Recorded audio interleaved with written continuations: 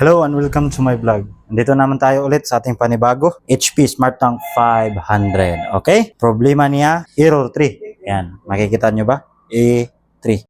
So, umpisa natin sa pagbaklas nito. Since marunong naman kayo nito magbaklas, so mag-ready naman kayo na. Torx screwdriver as usual. Buksan nyo dito banda, door cover, tawag dito. Dalawang screw dyan, tanggalin nyo lang. Pagkatapos dito tayo sa taas. Ang screw sa taas, dalawa din. Ito, buksan nyo to, then ito. So, itong error pala is error 3. So, ang error 3 ay ibig sabihin yan, carriage jam. Ibig sabihin na jam ang yung sa printer head nga, yung sa printer head AC, yung may blue latch. Teka lang, hindi matanggal. Bala siya. So, hindi matanggal. So, pag angat nyo, iangat nyo dito. Teka lang, dito pala.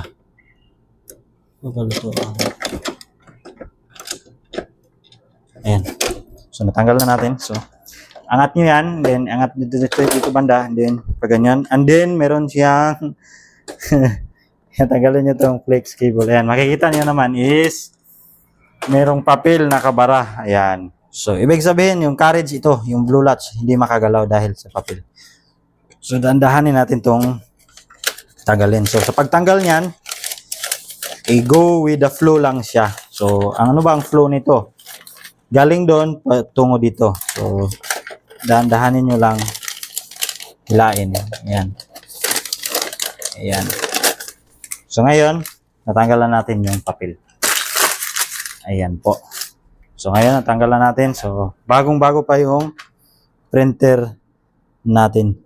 So, dito sa ilalim may nakita akong dalawang itlog ng butike.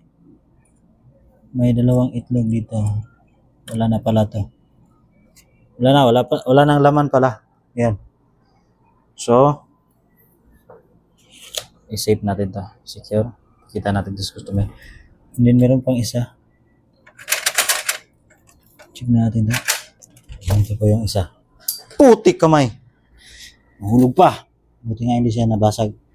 So, ito po yun. Ayan. So, siyempre, pag nakuha na natin yan, ibalik na natin yung so, okay na po na. All goods na, di ba? Kita nyo, yung carriage mismo ang tinutukoy niya. So, merong naka-jump. Then, once natanggal na natin, sarado na natin dito banda. Okay, then try na natin saksak. So, saksak niyan.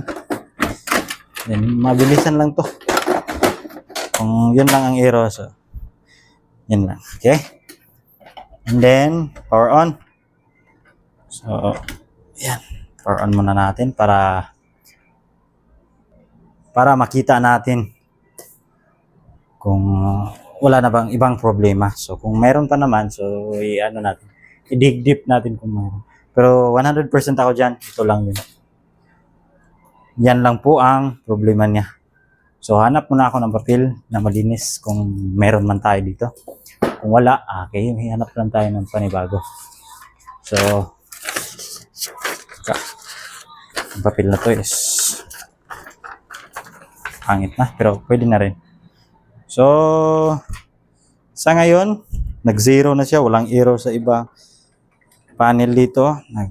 Nag-ano na din yung power button. Nag-steady. So, lagyan na natin ng papel dito banda. So, ayan po yung papel.